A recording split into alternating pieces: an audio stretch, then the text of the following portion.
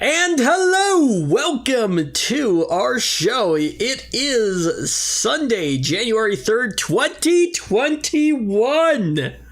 We made it. We made it to 2021. Now, hopefully, this year goes a little bit better than last year. So, but we'll see what happens, of course. So yeah. Anyway, are you glad 2020 is over, Zach? Yeah. You should also be aware that your mic sounds quite poor, at least to me. Quite poor? In what way? The quality goes up, down, up, down. Up, down, up, down. How am I now? Sound okay right now. Maybe it's because I was yelling. I don't know. Let's see here. Yeah, okay. I'm not quite sure. Not quite sure on that. Do I sound fine now? You currently do. Okay. Yeah, like I said, maybe it's because I was yelling. But anyway.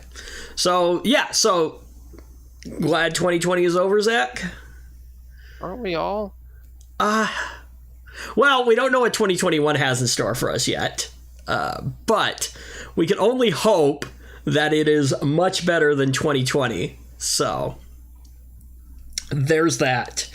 I have an ambitious new goal to hopefully produce more content on the channel. We'll see how long that lasts.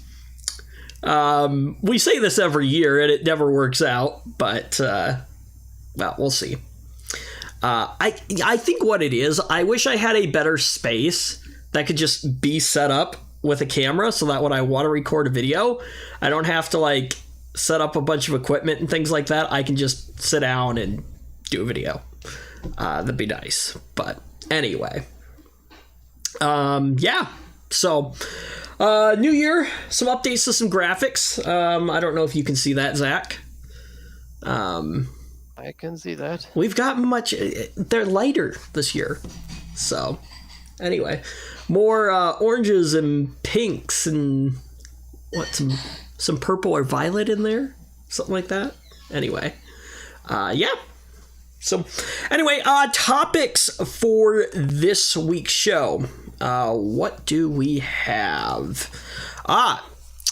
So a major an activist hedge fund, Zach, is advising Intel to outsource its CPU manufacturing. That's got to be a hit to their ego. Ticketmaster will pay you to hack rival ticket sellers.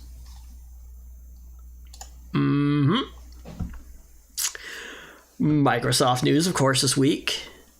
And Samsung has pulled a controversial ad that mocks Apple for not including a charger in the box.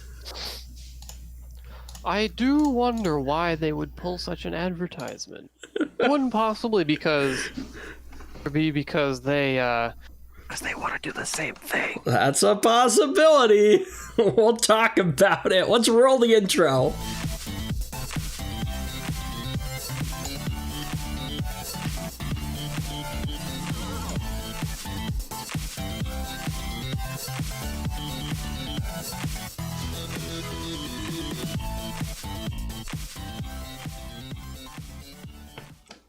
So yeah, the big news this week, though, is that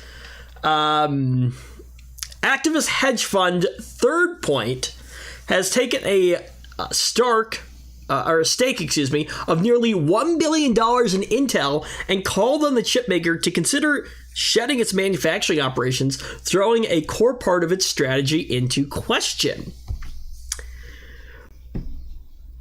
But okay, there's a couple things that interest me here, though. The first thing is could this possibly be a good move for Intel? Because, I mean, let's be honest, they haven't been doing so hot in the development of their processors or their nodes, right? On the other hand, though, they've been having a lot of trouble catching up. On the other hand, though, these manufacturers like TSMC, right, which is probably the largest manufacturer, is booked with all of Intel, or no, excuse me, not Intel, AMD's projects, and I think even stuff for, don't they make chips for NVIDIA? They do.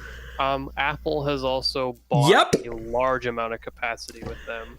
Is there room, because we talked about it last year, is there room for Intel? I don't know, but I feel that the world would be a better place with more silicon production, not less. Whether or not that's good for Intel, I don't know. Yeah, it's an interesting question, and something that we'll have to see what happens with. The firm we've already seen the shortage of consoles and graphics cards and CPUs. Right, exactly, and so that's what leads me to believe that this might be interesting for Intel.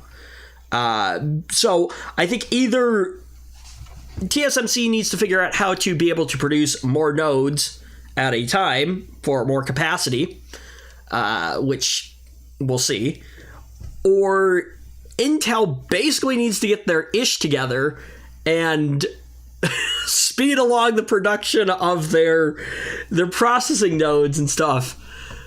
Because I don't know. They're kind of being left behind right now, it feels like, at this point. And so what is their solution for moving forward and basically catching up? It's kind of funny how Intel has now turned into like the AMD. Not really. I wouldn't say they've reached that point. Okay, maybe not fully, but like, think about it. Like, they've only just been surpassed in per core performance on the desktop. Yeah, but it's not getting any better for them. And it wasn't by much. And like we all know, for example, during the FX era, that AMD was significantly behind on per core performance. So they have it'll be some time before they get to that point. Yeah, so the firm, I don't feel that they will, actually. And it would be bad if they did. AMD is a dirty corporation just like Intel is. Well, that's true too, and that's the issue, is that this is great for the market because we had this competition between these two chip makers. But now, do we end up in a situation where, again, one of them is much more successful than the other? And does AMD take advantage of that? Possibly. Well, we saw how they raised the prices on their desktop CPUs already. Yeah, so Intel, the firm with $15 billion in assets, run by Daniel Loeb? Why do I pronounce names on this show? Made a number of demands in a letter sent to Intel's chairman, Omar Ishrak, on Tuesday. And sorry to him for the pronunciation. Yeah. And seen by the Financial Times. Now, in the letter, it said, or Mr. Loeb, or Loeb, or yeah, I'm murdering people's names here. Yep. Said that Intel was... Just use initials. Mr. L. Yes. Anyway, Mr. L said that Intel was once the golden standard for innovation microprocessor manufacturing, but has fallen behind manufacturing competitors in East Asia, such as TSMC and Samsung. I didn't know Samsung produced... Samsung has a large foundry business. I can see it. His intervention... They're producing a lot for NVIDIA right now, as NVIDIA was unable to secure capacity at TSMC. Anyway, his intervention comes as Intel faces a critical decision over its future as a leading-edge manufacturer of semiconductors, a position it has held for decades, for sure, as the source of its dominance in the PC era. But yeah, you're right, it's starting to fall. Yeah, Intel hasn't been dominant for the last couple of years. They still had a slight edge over AMD, I think, but yeah, it's been slipping. They had a slight edge in per core performance, which they wanted to charge you more than that was worth for, at least in my opinion. And AMD I think in a lot of people's opinion, more in cores per dollar. Well, okay. And, evidently, a lot of people did share that opinion because market share for AMD skyrocketed on the desktop. Well, you have to think, though, when AMD announced some of their products, the Ryzen products, the Threadripper products, that was something that was kind of unheard of in the market space for the price that they were selling it to. It created a lot of buzz, and it worked out very well in AMD's favor and has continued to for them. But yeah, now that they've got this gain, do they take advantage of it? We've already seen, like you said, their price is increasing. So, a $50 increase in prices isn't really, it's not exactly cause for alarm, but it is certainly could be the start of something. The thing is that I think Intel, or not Intel, and I think in a way it is smart business, is that as a business grows, and I mean AMD is no small company, right? But I think as a business grows, as a product grows, I think as there's more demand for it, the justification for raising the price on it is there if the product is worth that. And I mean, obviously people think it is because they're still paying for it. They're still buying it. AMD made improvements in the per core performance this last generation, enough to surpass Intel. So I feel that it's no coincidence that, this is the generation that sees that price hike, because now they know that they have eliminated, one of the few remaining reasons to buy Intel, in the current climate. It makes their product more as worth. Intel improves, perhaps that will change. But right now, the performance crown goes to AMD in the single core. Yeah, and, in the gaming space, that's what's important. Is the gamers want the single-threaded performance, and AMD has it now. Well, okay, but not just in the gaming space. I mean, think about it in terms of multi-core performance as well. It's one of the largest. Is it? Is it really though? See, I would almost argue that, the server space is still huge. Which, by the way, I mean, Intel's still doing fine in those spaces, I'm sure. I'm unfortunately not very knowledgeable about that space, so I would not comment a ton. I mean, Xeon processors have been in server products for years. They're kind of the go-to.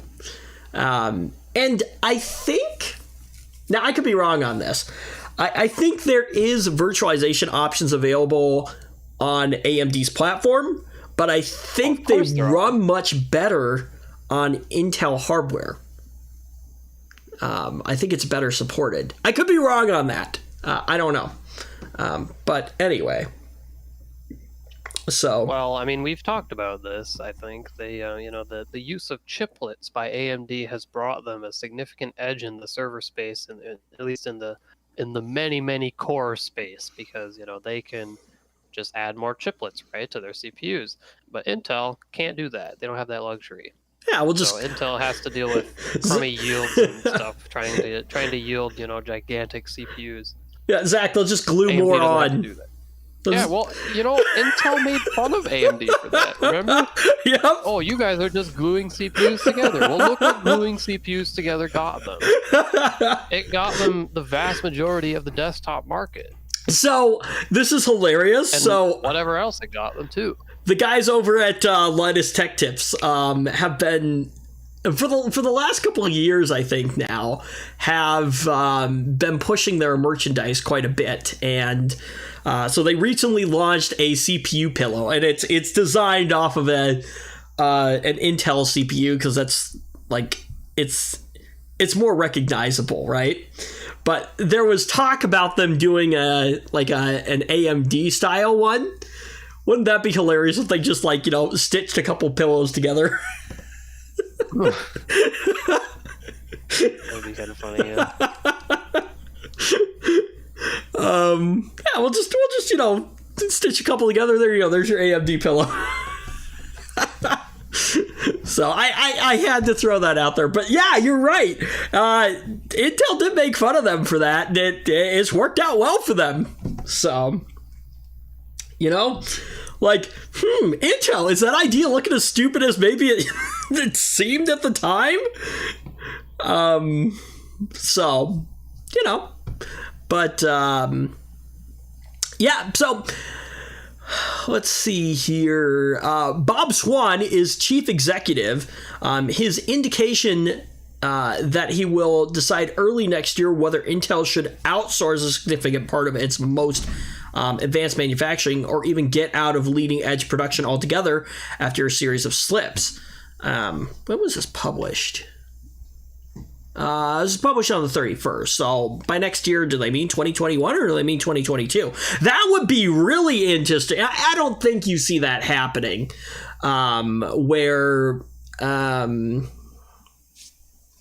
Let's see. Oh, I scrolled down too far in here.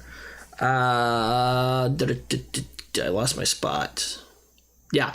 Whether Intel should outsource a significant part of its most advanced manufacturing or even get out of the leading edge production altogether. I can't see Intel doing that. But then again, if they slip far enough. Well, I would say to maybe pay close attention to that remark, to their leading edge. Remember that. That would refer to the 7 nanometer, 10 nanometer stuff. Right, exactly, and that's what I'm saying. They could outsource those items while keeping the super good 14 nanometer, whatever else they have in house. That could be a thing they're doing. I'm sure they do definitely still make tons of stuff on 14 nanometer. So, I mean, those nodes aren't going anywhere. They have them. Why give them up? Well, here's something else that's interesting to maybe think about as well, is what happens to the x86, chip space too? Because, I think a lot of people, probably including myself, and I haven't personally done any or experienced it, but when we heard that Apple was going to, move away from the x86, architecture and move to ARM, I think we both kind of thought, yeah, that's gonna be a disaster. It's gonna blow up in Apple's face. And then all of a sudden, they actually end up producing a product that's actually really decent. Do we now see ARM-based processors becoming a thing? I think within the next decade, ARM CPUs will take over notebooks. Oh yeah, yeah, and I think Windows is actually Microsoft is working. Wants to make they want to make some kind of ARM CPU for their Surface lineup. I'm sure they're working on it. Yeah, they've got some. Another company too that wants to do something like that. I forget. Another big company was thinking about doing something like that. I read somewhere. Well, I could see it for Chromebooks. Yeah, I mean the battery life's insane. Like the new MacBook with the Apple Silicon that has crazy battery life. I haven't ARM CPU. I haven't gotten to play with one, and I don't know when I will get a chance to play with one. But from the reviews that I've seen, it sounds like they're actually really decent. Reputable sources say they haven't seen battery life, so I'll take that. Well, but not just the battery life, the performance of the systems as well is actually pretty decent. On par. Yeah. Which is amazing. Even when they're running native x86 apps using Rosetta. Well, actually, I think it's Rosetta 2, which basically translates the instructions into something that the ARM-based processors can work with. Performance is actually pretty decent from what my understanding is. So, and now that Apple has produced a pretty competitive, well, I don't know if I would say pretty competitive, but a competitive option based on the ARM architecture. I think the development of ARM-based software, is going to explode as well. So interesting things are happening. And what I'm really interested to see, though, is when they develop that into the desktop space. And so that, I think, when Apple can nail that on something like the Mac Pro, then I think things will really get interesting. But we'll see. Can you imagine an ultra low powered processor, right? And something like a Mac Pro, like a professional grade system. And if they can build something that's on par with top end x86 based processors, like that'll be pretty impressive. So I don't know. We'll see what happens. See, I think that's where Apple's hurdle is going to be, though. Like, can you expect an ultra low powered processor, like something like an ARM based processor, to give you the same performance as, top end chips? So, hey, on the plus side, at least for now, Apple doesn't have to worry about cooling. That is true. That is true. What did I see? I brought it up multiple times before, but there was something in an article that I read sometime that part of the reason why Apple wanted to move away from Intel-based processors were their downfalls in performance or something like that. And it's probably because they're on the. They have the obsession with thin, they got to make their laptops razor thin. And again, it's like Apple, you do realize, like, it's kind of amazing what processors can do when they're cooled correctly. Just saying. Am I mistaken, or does not really that many people care about the razor thin? I don't actually know. Are people really itching to give up battery life and performance just so their laptop can be an extra millimeter thinner? Look, okay. That blows my mind. If you're somebody who's on the go all the time, it makes sense, I guess. Doesn't it also make sense to have extra battery life? Yeah, but Apple has solved. Apple has solved that problem now. They've solved the problem, but it's. They chased the obsession with thin for years and years and years before solving the problem. So anyway, this is interesting. Intel, at least in July, revealed that it hit a new hurdle in trying to move to the next generation of manufacturing technology, where the future of chips are reduced to the width of only 7 nanometers. Is that where we're at right now, is 7 nanometer, or have we gotten smaller than that? The market leaders are at 7 nanometer right now. Okay. That compounds a series of missteps that helped cement the lead seized by TSMC, the Taiwanese chip company that manufactures semiconductors on behalf of many of the world's biggest chip designers, including NVIDIA, Qualcomm, and AMD. Intel has lost some, get this, Zach, $60 billion in market value over the past year. I can believe it. Mr. L pointed out, as he took aim at the chipmaker's corporate governance. We cannot fathom how the board who preside over Intel's decline could have permitted management to fritter away the company's leading market position while simultaneously rewarding them handsomely with extravagant compensation packages. Yep. So he's saying that they're saying they're overpaid and incompetent. Money issues. Well, it always comes down to that, right? Poor management.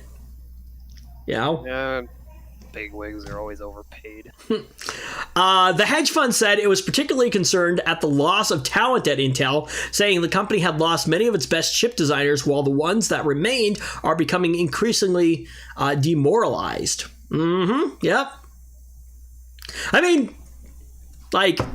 You got to pay people what they're worth. And if you treat people like crap, why are they going to stick around? You know? Did Intel get too big for its own good? Who knows? Does the same thing happen with AMD though? That's the thing. So, you know, I wonder if what we see is that, you know, AMD becomes the new Intel for a while, and then Intel does something that, like, and we just keep going back and forth. So, who knows? Well, hopefully we don't reach that point. Hopefully Intel can catch up and stay caught up.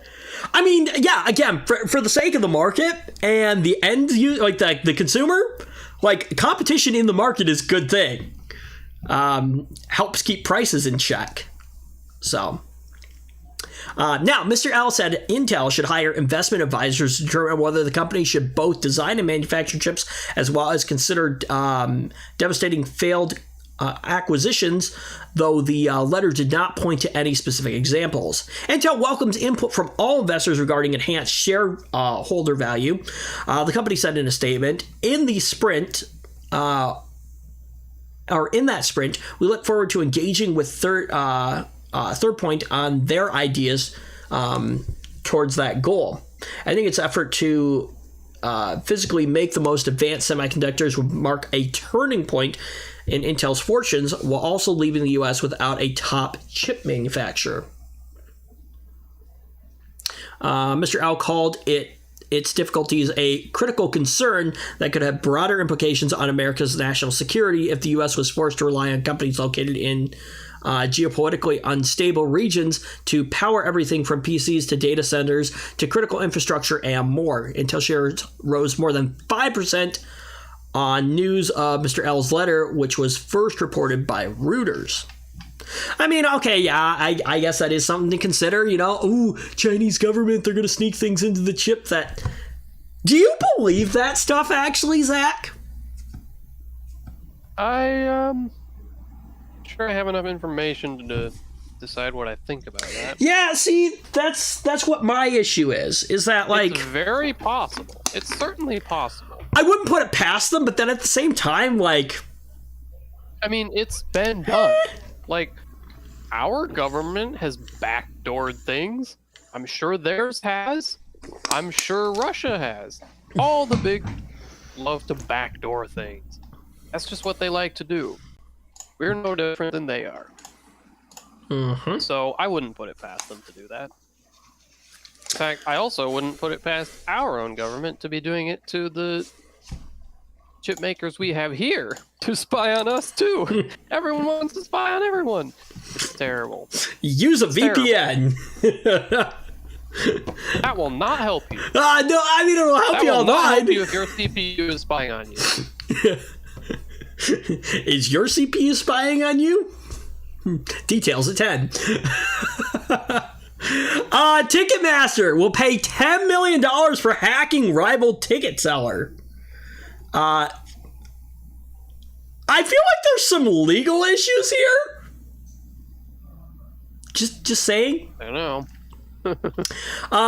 Ticketmaster has agreed to pay $10 million for breaking into a competitor's network.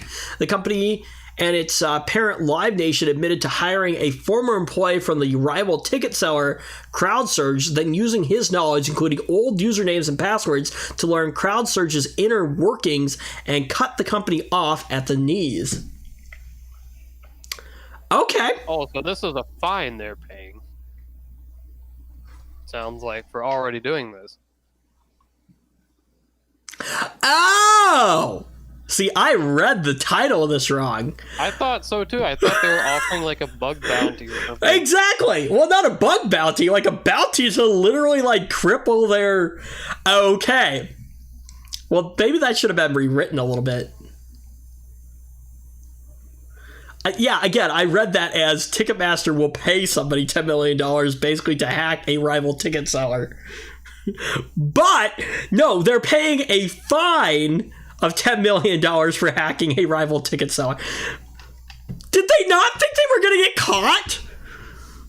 I don't know, that's dumb. Ticketmaster employees reportedly and illegally... No, really? Really? Hey, Zach, did you know that hacking is illegal?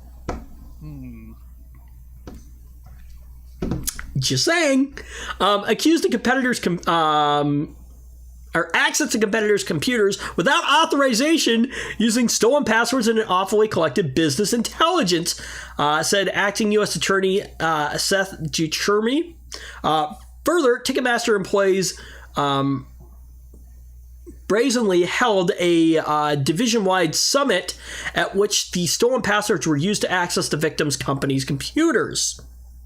Okay.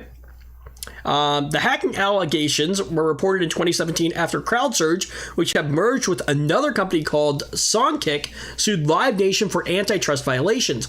According to court documents and previous reports, Live Nation hired a former CrowdSurge employee named Stephen Mead in 2013, then non-fired Ticketmaster executive and other executives encouraged him to turn over his old employer's secrets.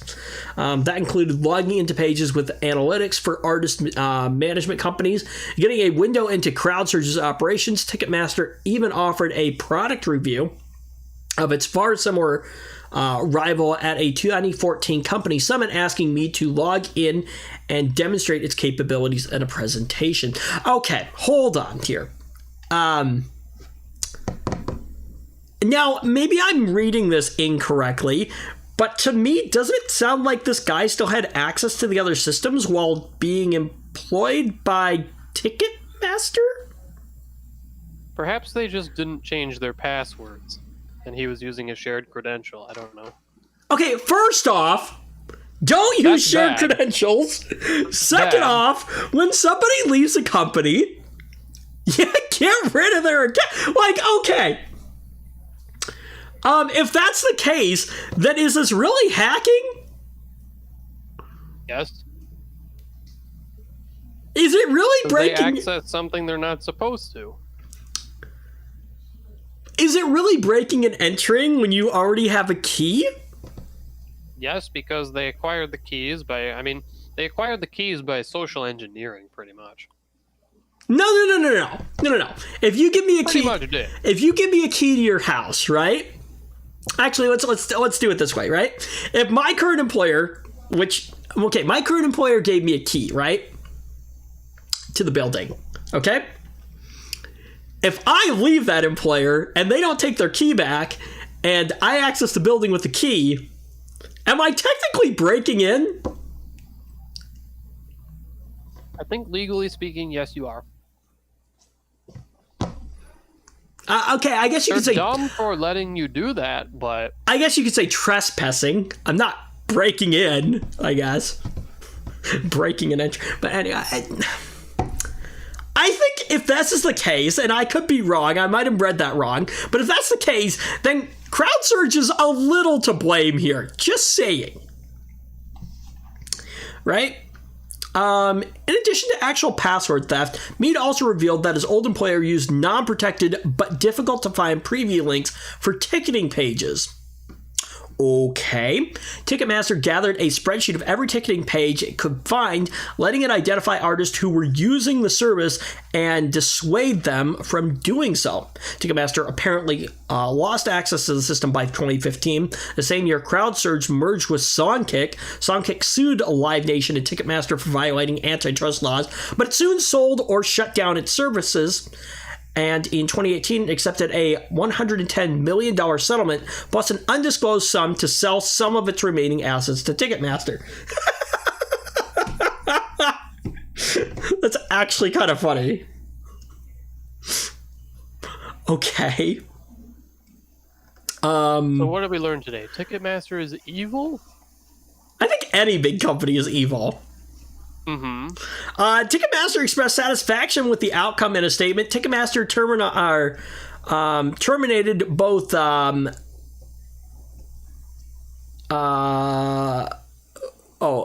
guess both the CEO and Mead in 2017 after their conduct came to light.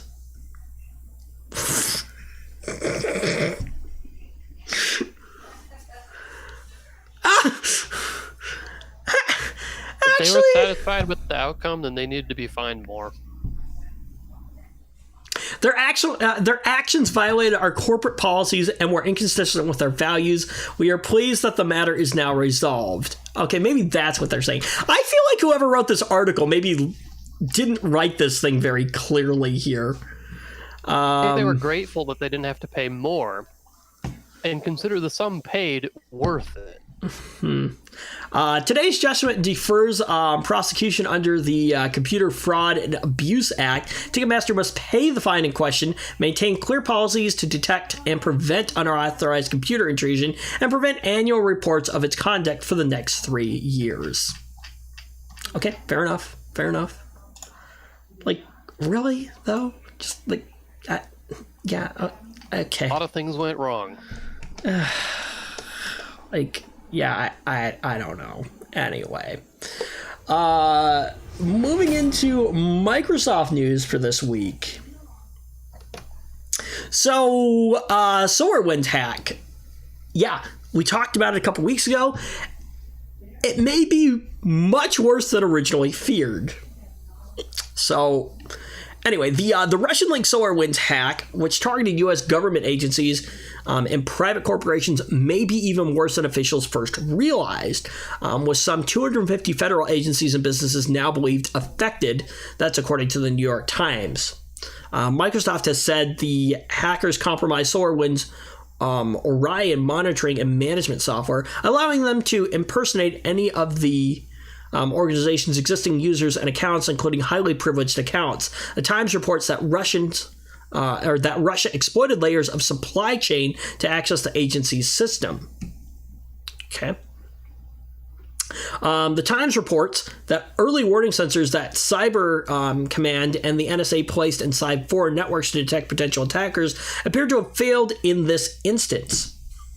Okay, what good did those do, apparently? In addition, it seems likely that the U.S. government's attention on protecting the November elections from foreign hackers may have taken resources and focus away from the software supply chain, according to the Times.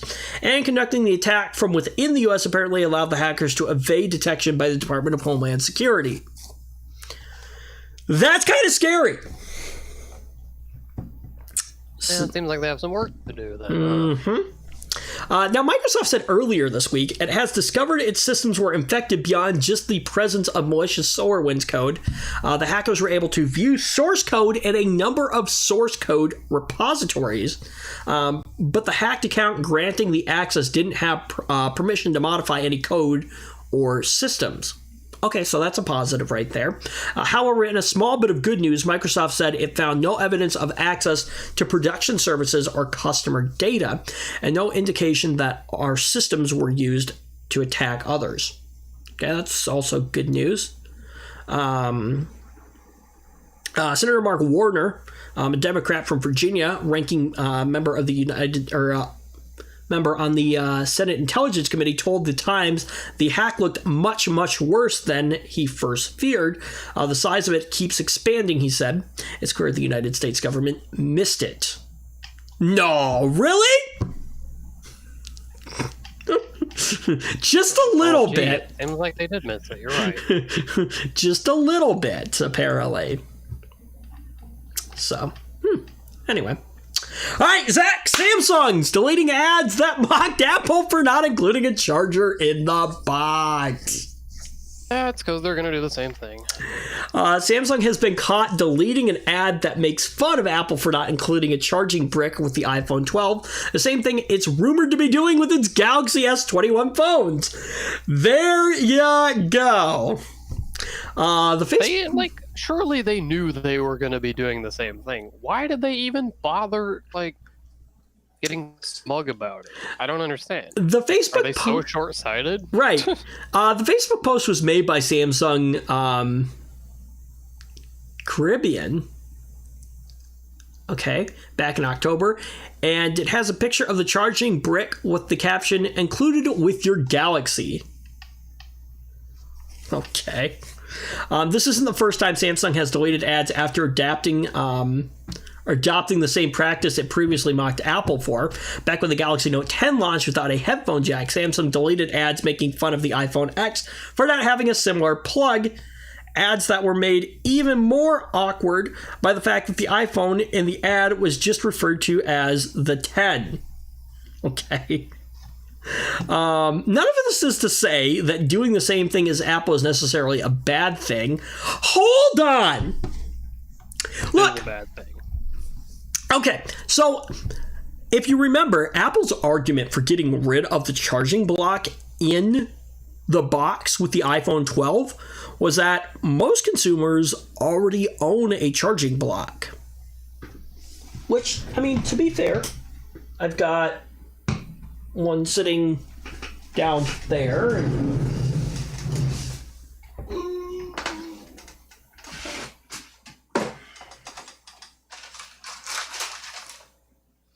Okay, I don't actually have one in my bundle of stuff here, but I do have a fair few number of charging blocks laying around the house here.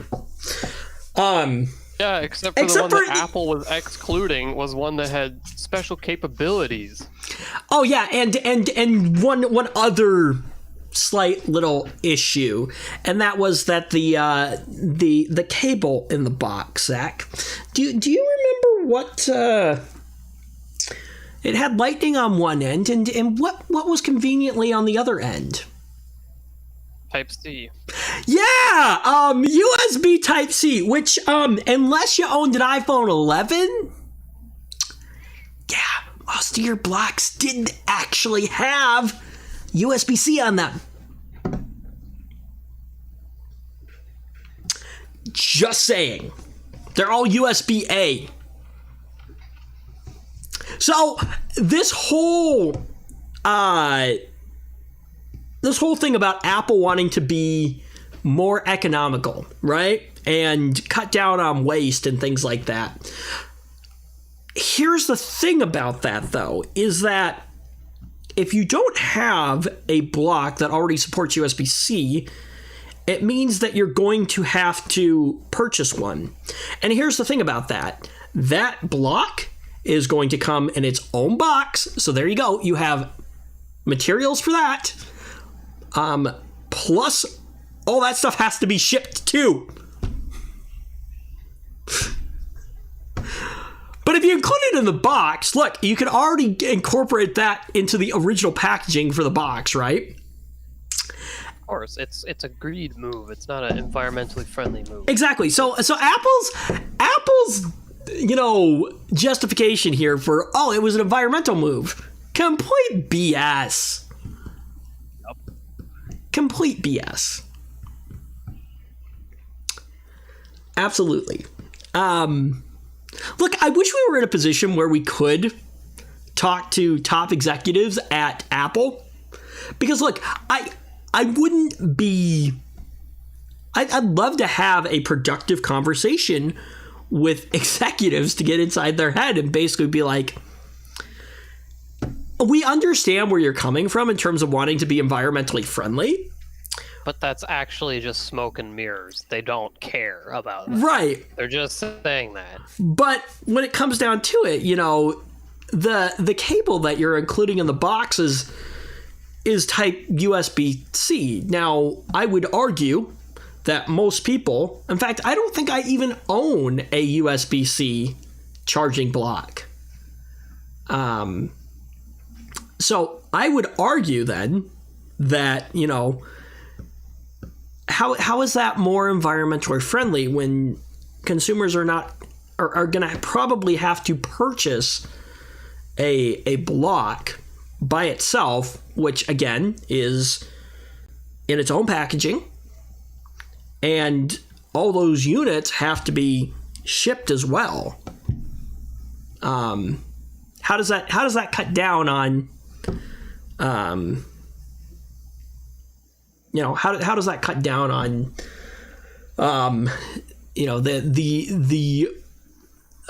the footprint there and stuff like that, And here's the other thing, is that, like, you lose the bricks all the flipping time, right?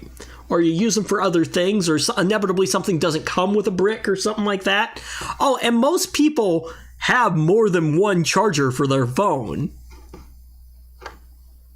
Or at least I do. Do you, Zach? Of course I do. Yeah, exactly. So, why wouldn't you want an extra one in the box?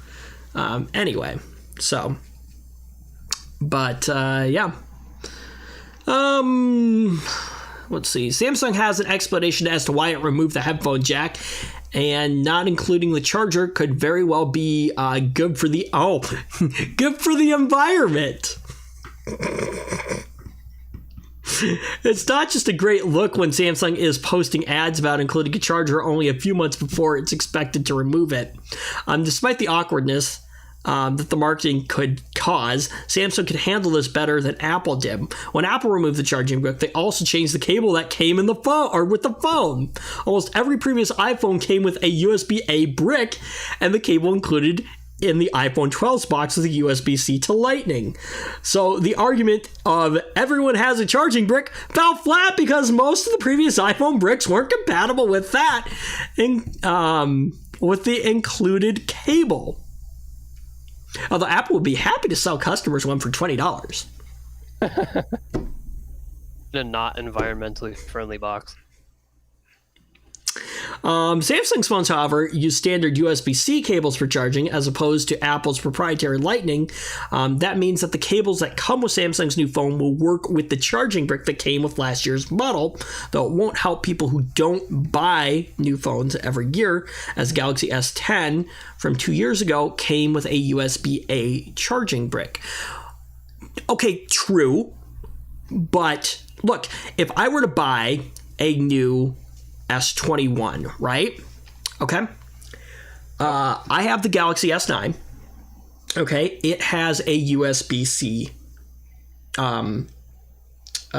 input on the bottom, right? Okay.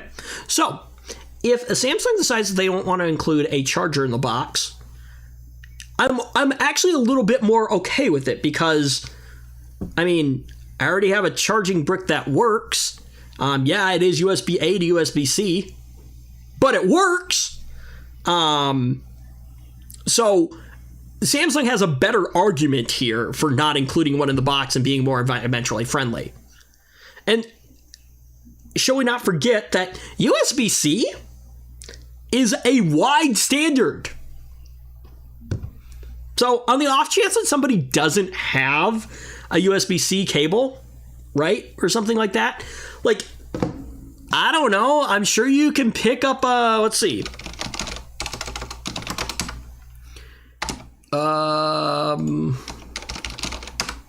USB-C charging block.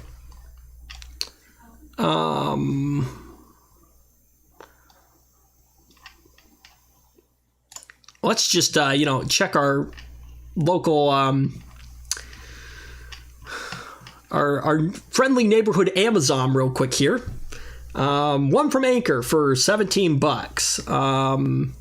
We've got some for $12. I'm sure you can find a bunch of different options. Here's one for $10 or for like $12. They're much cheaper. So I don't know. What? Let me get your opinion on this real quick, Zach. What do you think? I think this is all a scam.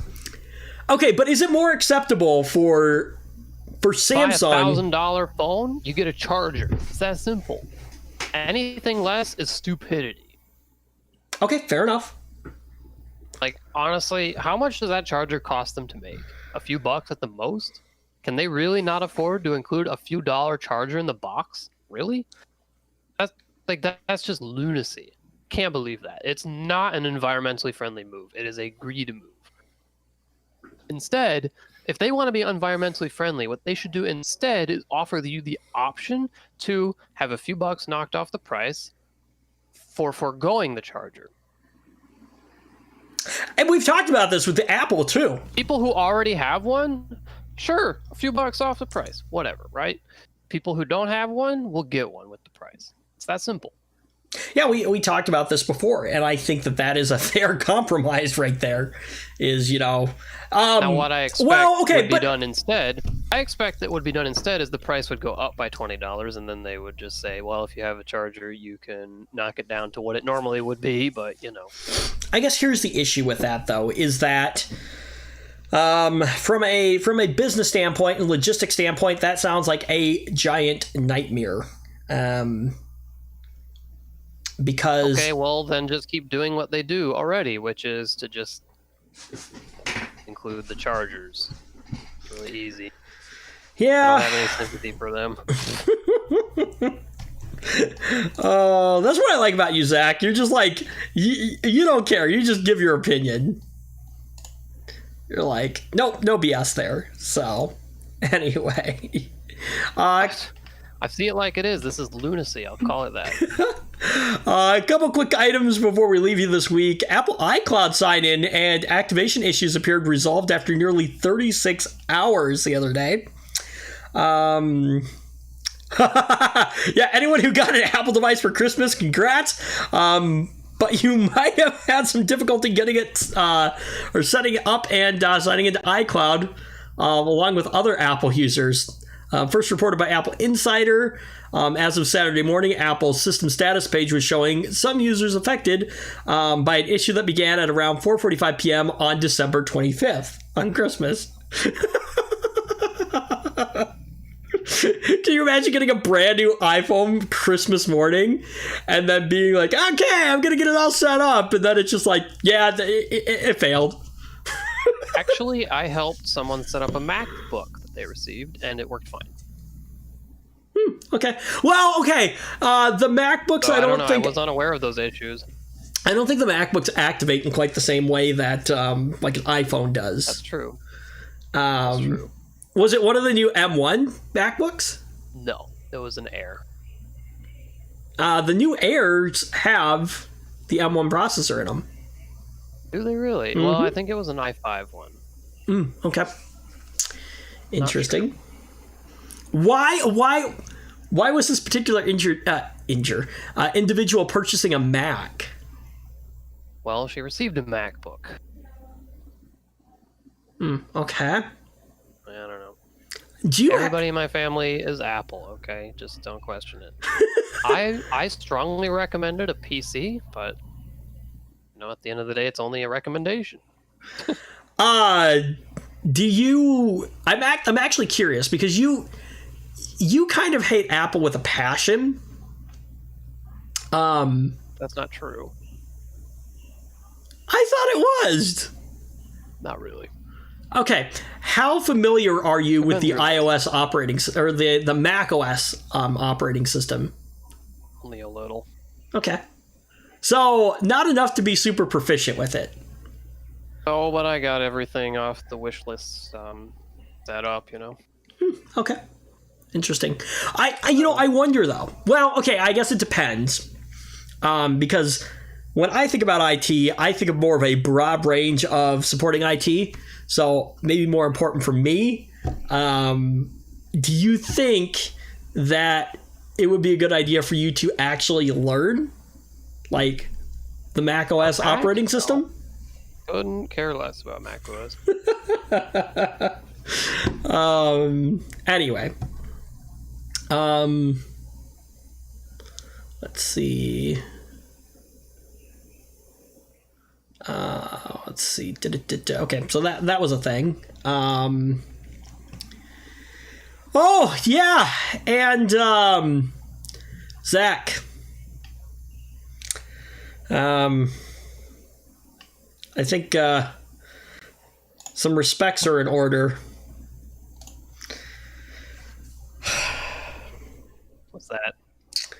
We lost a piece of software on December 31st, 2020. Flash. We did lose Flash. Yep. It's dead. Gone forever. Rest in peace. No, nobody cares. Long overdue. It was long overdue. I think you're right. I think it was long overdue. Adobe scheduled the end of support for its famous Flash software December 31st, 2020. I mean, it is a little sad. Like, it's kind of the end of the era for, for a lot of things. Dude, again, like, addictinggames.com, like, would not have been a thing if Adobe Flash didn't exist. A fundamental part of both yours and my childhood. So, but then again, like, I think it's different these days because most kids have some kind of gaming console these days, I think. So, you know, but HTML5, like, for the win, for sure. Not gonna have a gaming console unless you have a scalper bot these days. Forgot about that. Yep. Yeah. Let's see. Is it the Xbox 5 or the PlayStation 5? PlayStation 5. Let's see here. Better have at least $1,500 if you want to buy one from a scalper. Which is just, that's also like scam levels.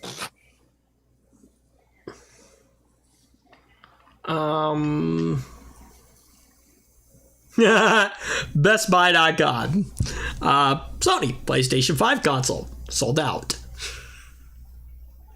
I love this though. It says there are some never mind. I thought this said there are demo models on display within 50 miles of you. But it says there are no demo models on display. Can you imagine, like, if you had a demo model, like, in the store, like, how many people would probably be, well, can you just sell us the demo model? Oh, man. Let's see.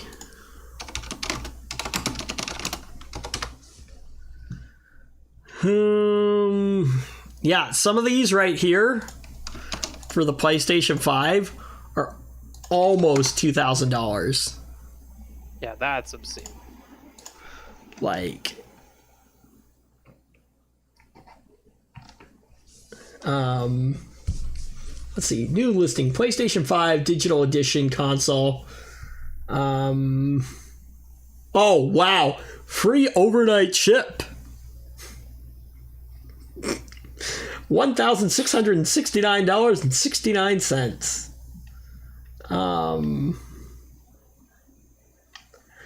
I really wish that eBay would just pull all of these listings. Yeah, that'd be neat. And basically tell these people just like, nope.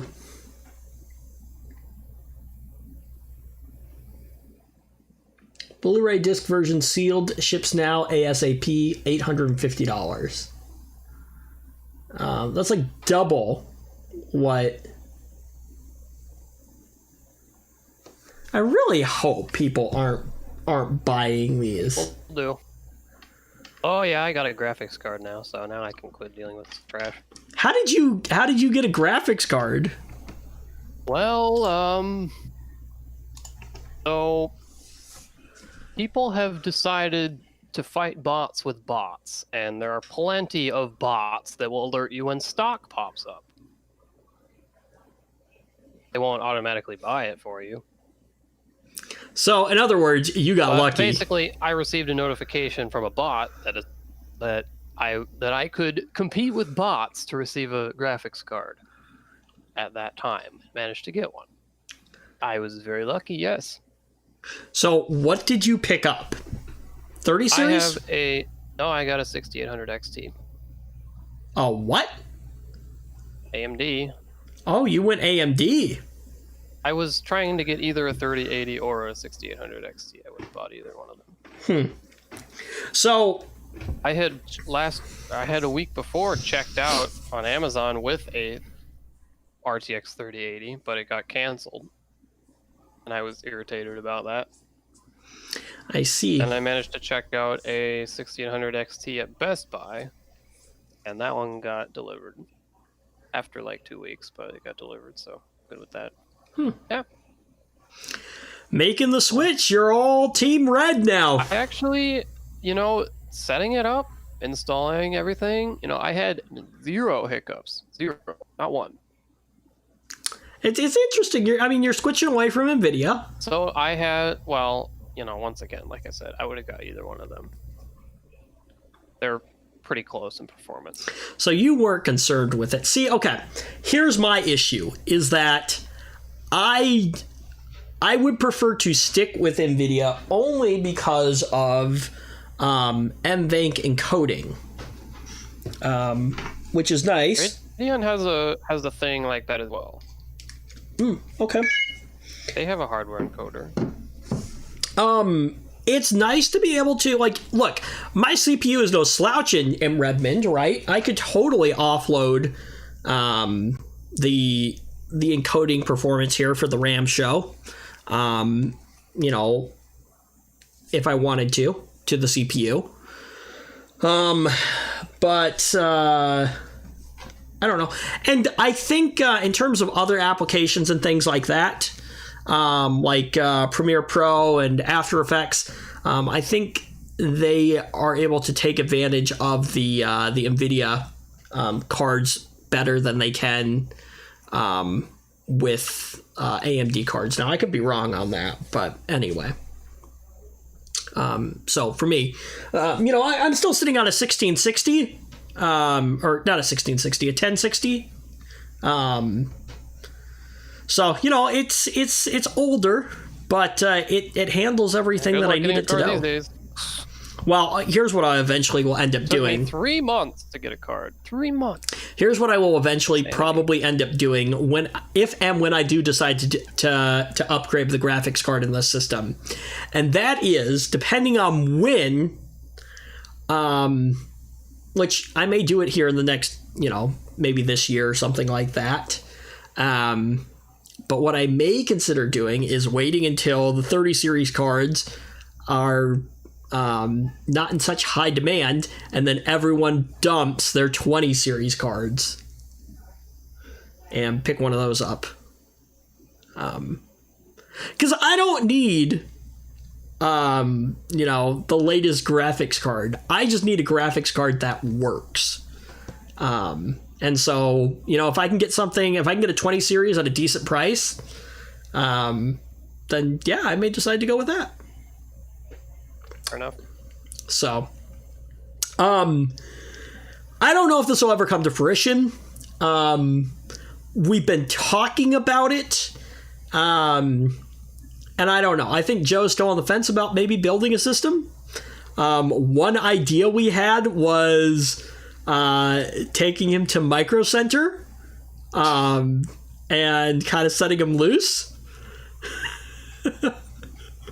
Now's not the time to do it, I have to say. No, this would not. People are literally camping at Micro Center to get vouchers to purchase video cards. This would be a ways down the road. It's insanity.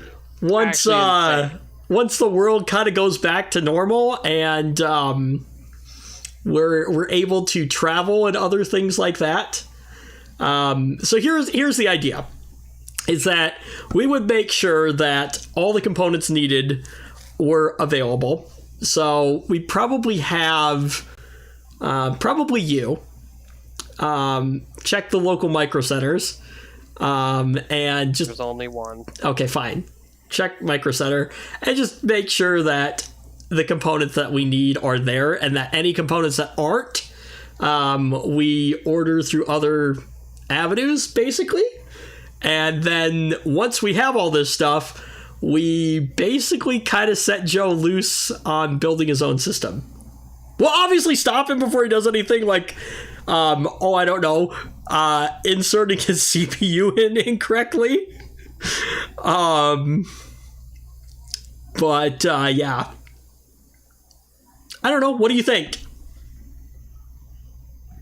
No. Actually, okay, I'm curious because... I actually got to run, so make it quick. Sure. What is if somebody is building a system for the very first time, what is probably the one thing above everything else that they should be the most careful with? I would say the CPU. Well, CPU pins can be a thing if you're doing PGA. Yeah, that's where I was at with that. Was bending a pin. So it's really not that hard to mess it up. Or sorry, not that hard. Not that hard. You know, like it's difficult to mess it up at this point. You know, but yeah, sure, that's something that you can do easily that will cost you. Yeah. Yep. Damage to the motherboard or the CPU. Yep. Anyway. All right. Well, that is it. Thanks for joining us. If you liked our show, please give it a thumbs up. If you didn't, you can give it a thumbs down. Get subscribed to our channel if you haven't done that already. And turn on the bell for notifications, all that fun stuff. And we should see you next week here on The Ram Show. Goodbye.